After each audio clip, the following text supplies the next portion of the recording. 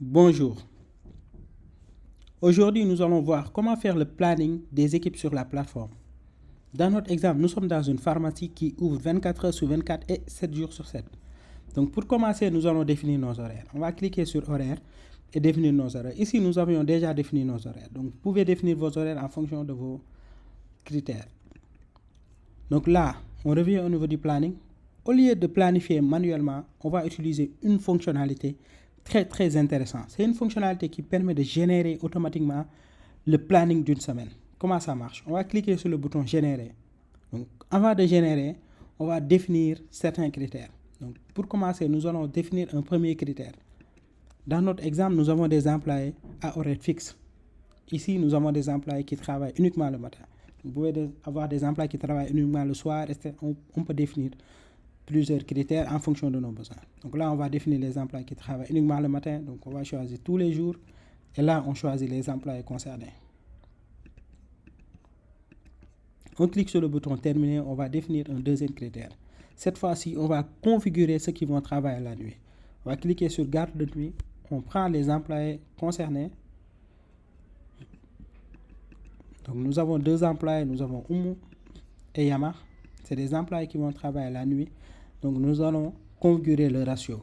Donc ici, par exemple, si quelqu'un travaille 3 nuits d'affilée, cette personne aura 2 jours de repos obligatoirement. Donc après les 3 nuits.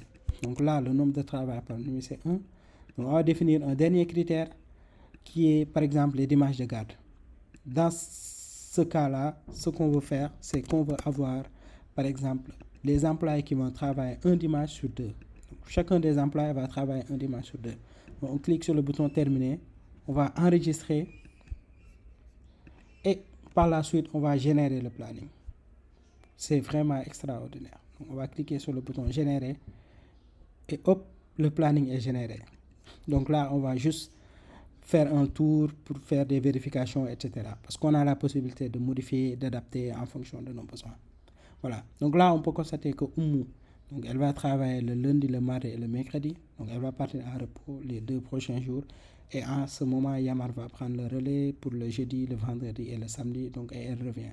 Donc pour le dimanche, comme on peut le constater, donc nous avions dit que nous voulons un dimanche sur 2. Donc il va mettre la moitié des employés en repos et l'autre moitié vont travailler naturellement.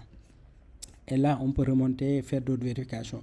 Si on veut modifier aussi, il suffit de glisser, déposer, supprimer, voilà, donc en fonction de nos besoins.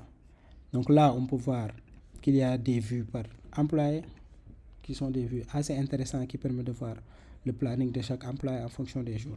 Et là aussi, on a la possibilité de modifier en fonction de nos besoins. Voilà. Donc, on peut aussi avoir des vues par mois. Donc ça, c'est vraiment intéressant. Ça permet de voir les enchaînements en fonction en fonction du mois. Donc là, comme on peut le voir ici. Donc si par exemple ici, on soupçonne peut-être que l'employé va enchaîner plusieurs jours, donc on peut juste modifier, glisser, déposer, etc. Si on veut supprimer, on peut juste cliquer, supprimer le planning. Voilà. Merci.